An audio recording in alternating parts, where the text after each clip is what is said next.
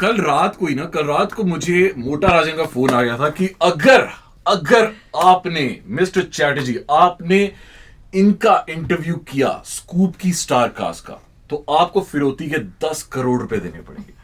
फिर मैंने रात को सोते समय सोचा कि मैं तो किसी मोटा राजन को जानता ही नहीं। फिर थोड़ी आधी रात को यह सोचा कि मेरे पास तो 10 करोड़ रुपए भी नहीं है। फिर और जैसे जैसे सुबह आई फिर मैंने ओवर थिंकिंग की और मुझे ये समझ में आया कि मेरा नाम तो मिस्टर चक्रवर्ती भी नहीं है। तो मेरा नाम है राहुल मार्किन एंड मेरे साथ है आज the one and only Karishma Tanna. How are you Karishma? Very good. Thank you, Rahul, for a lovely introduction.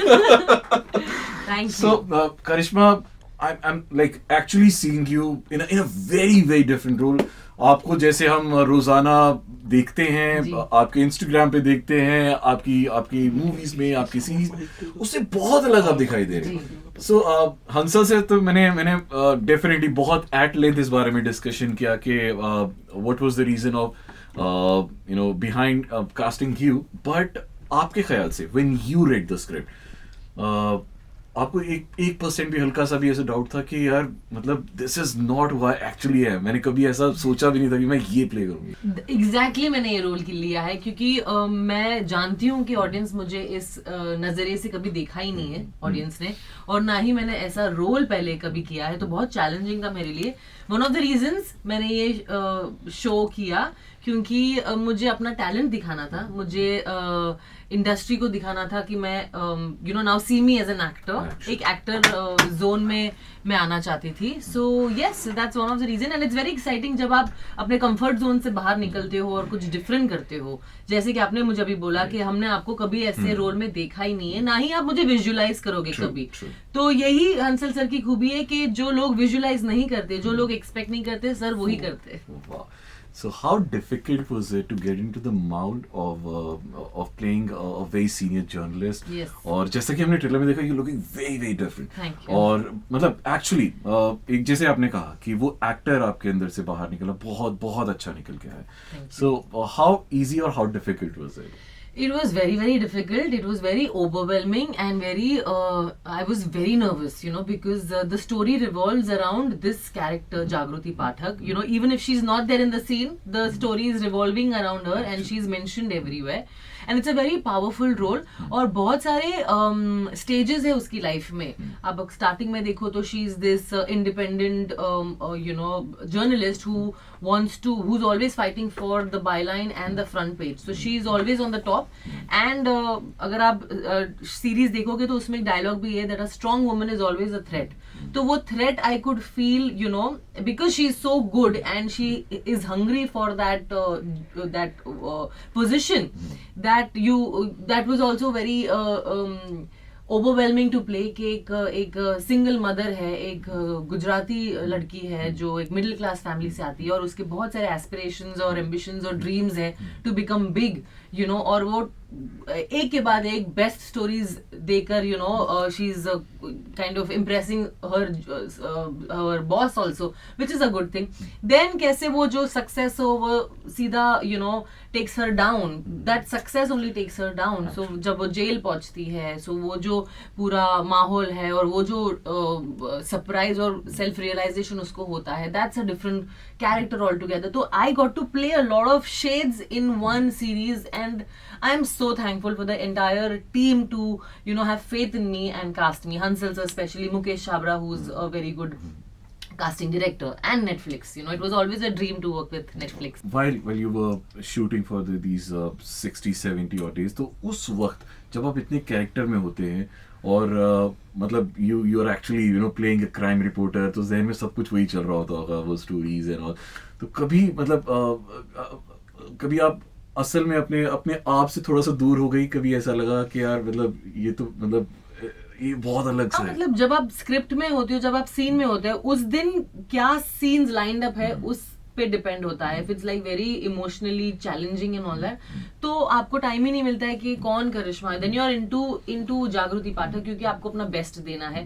I had to like really prove, because after being in this industry for so long, this is the biggest role I have ever got. तो for me तो proving point was at another level only. So I wanted to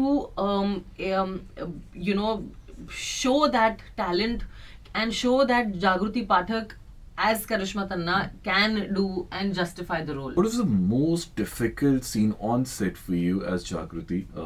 मैंने तो मुझे तो सारी बहुत मुश्किल लगे एक्सेप्ट ये सब शुरू वाले वाज इजी बट जब मुझे आपका वो जेल वाला जो पार्ट है when you are in jail जो आपके वो सारे वो जुल्म हो रहे हैं and like the things that you are going through वो मुझे बहुत ज़्यादा इमोशनली ड्रेनिंग लगा.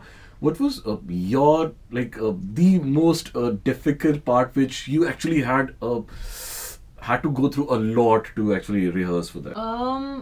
Rehearsals for me, newsroom was difficult because I had a lot of technical sentences, technical words which Achha. I don't know about crime reporting. Okay. So, and a lot of incidents which I was talking to my fellow actors, which Jagruti Pathak is saying, which I don't know in personal life. Then I had to Google. I'm like, अच्छा ये एक blast कब हुआ था, कौन से year में हुआ था.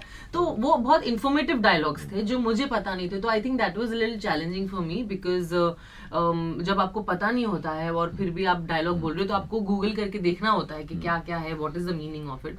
सो that was challenging and emotionally challenging was jail. जब मैं जेल गई और जब मेरी फैमिली मुझे मिलने आती है और जिस तरीके से मैं बात कर रही हूँ, जिस तरीके से मैं फ्रस्ट्रेट हो रही हूँ, जिस तरीके से मैं बिलीव नहीं कर रही हूँ कि मैं इस रीजन की वजह से जेल में पहुंची हूँ. सो ऑल दीज इमोशंस एक साथ एक सीन में लाना was very challenging कि मैं I wanted to connect to the audience, you know, कि they feel for this girl that अरे यार बेचारी ने कुछ किया ही नहीं है, you know. So वो सब emotions एक scene में लाना was emotionally very taxing for me. And the moment it all got over, जब आपका सारा shooting खत्म हुआ, जब like the 70th day was over, how was it like? जब आप 71वें day, जब आप सुबह सो के उठी and तो आपको याद रहा या नहीं रहा कि वो आज तो शूटिंग है ही नहीं. हाँ, आई नो, मतलब एक सेंस ऑफ नॉस्टैल्जिया भी था कि भाई अब कल से अब मैं सेट पे नहीं रहने. I love to be on the set, I love to be on the set in front of the lights, in front of you know the entire माहौल. स्पॉट दादा यहाँ से लाइटिंग वाले, यू नो, बस वो चेयर पे बैठो और मजे करो. मजा आता है मुझे सेट पे रहना एंड डायरेक्टर्स और एक्टर्स के साथ मस्ती करो. So love it. एंड वो एक थोड़ा सा स्ट्रेस और टेंशन के अब सीन आने वाला है, एक्टिंग करनी है, कैमराज ऑन है, लाइट ऑन होगी एंड ऑल दैट. सो वो सब एक रश जो होता है ना, बहुत मजा आता है. तो वो मैं मिस कर रही थी कि यार अब कल, क्योंकि ऐसी लाइफ तो मुझे पसंद ही नहीं आती. मुझे वो ऐसे तर you know like emotions, Crust and troughs. या I love that kind of life. Oh shit, अभी वो एक एड्रेनल रश आने वाला है एक्टिंग के. वो सब मैं मिस कर रही थी. Of course being with my director, my set people, my actors, वो मिस कर रही थी. I was missing the cameras also. And yes, after the 70th day I felt like, oh, this project is over. एक sense of बोलते ना एक जो एक स्ट्रेस था वो भी थोड़ा सा कम हो गया कि चलो हमने सीन्स और पूरा शूट फाइनली खत्म कर दिया. और एक sense of emotional you know that nostalgia भी था कि अरे अब नहीं मिल पाऊंगी. तो बहुत mixed emotions were running. Hansal sir as a director वो अपने आप साथ एक अलग से एक स्टेचर लेके आते हैं. City light, Amrita, Shahid, scam 92. जब आपको उनके साथ पहले दिन सेट पे आना था, how was it? Of course you might be like really nervous, but आपने उस नर्वसनेस को कैसे कम किया? एंड क्या कभी आपको ऐसे डांट पड़ी सेट पर? नहीं, टचवुड मुझे आज तक डांट पड़ी नहीं है उनसे, बिकॉज मैं ना थोड़ी सी थरो एक्टर हूँ. मुझे एकदम प्रिपेयर करना बहुत अच्छा लगता है, क्योंकि कभी भी डायरेक्टर कुछ भी शॉट चेंज कर सकते, लाइंस चेंज कर सकते, सेटिंग चेंज कर सकते कि वन शॉट करना है. तो मैं I like to be prepared and I didn't know Hansal sir की डायरेक्शन कैसी है. तो जब हम लोग स्क्रिप्ट रीडिंग के लिए पूरी का स्टार कास्ट मिले थे, तब मैंने सर को पूछा था कि you know how do you want me to play this character. He is like, तू बस खाली फील कर. सीन्स जब पड़ेगी you will know as an actor के क्या ग्राफ आपको पकड़ना है. You just feel the character, you perform, and if I want to change it I will tell you. तो हंसल सर ने इतनी लिबर्टी दे रखी थी हम एक्टर्स को कि आपको कोई भी पाथ फॉलो करने की जरूरत नहीं है. एक बॉक्स में नहीं हमको बंद करके रखा था. आप खोलो अपने जितने भी टैलेंट, इमोशंस जो भी आपको डालना है यू नो सीन के अंदर. तो दैट एक सेंस ऑफ रिलीफ था कि चलो हम अपने तरीके से कर सकते हैं. सो आई थिंक नर्वसनेस तो डेफिनेटली हर एक्टर को होता है, हर सीन के पहले होता है. दैट तो शुड नॉट गो, बिकॉज अगर आप नर्वस नहीं हो तो आप ओवर कॉन्फिडेंट हो. तो वो नर्वसनेस तो होनी ही चाहिए before any scene, you know, before any project. So yes, but with Hansal sir it made it very easy.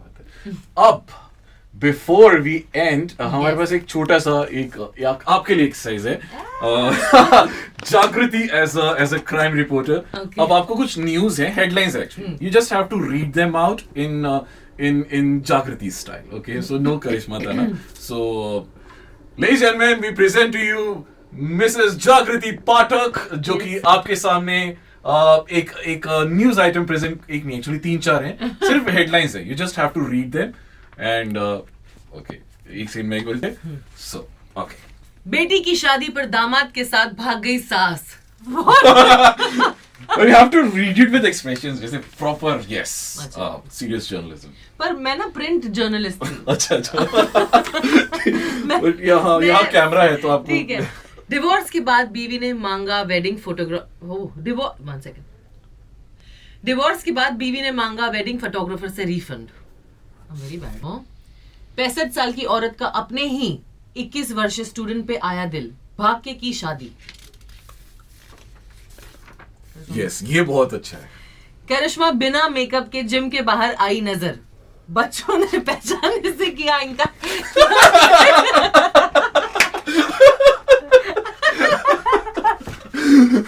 Wow, thanks. मैं मेकअप के बिना ही जाती हूँ gym. Just informing. Wow, so it was amazing having Karishma with us. And Scoop is out on the first week of June. Sorry, what you have to do is अपनी ice cream के scoops तैयार रखिए. By the time your tub is over, उससे पहले आपके 6 episodes खत्म हो जाएंगे. It's a true binge watch. Yes. जाइए अपनी पूरी फैमिली के साथ, लैपटॉप खोलिए और Watch बस on 2nd June. 2nd जून को Netflix. Netflix पर आपकी आंखों के सामने होगा Scoop.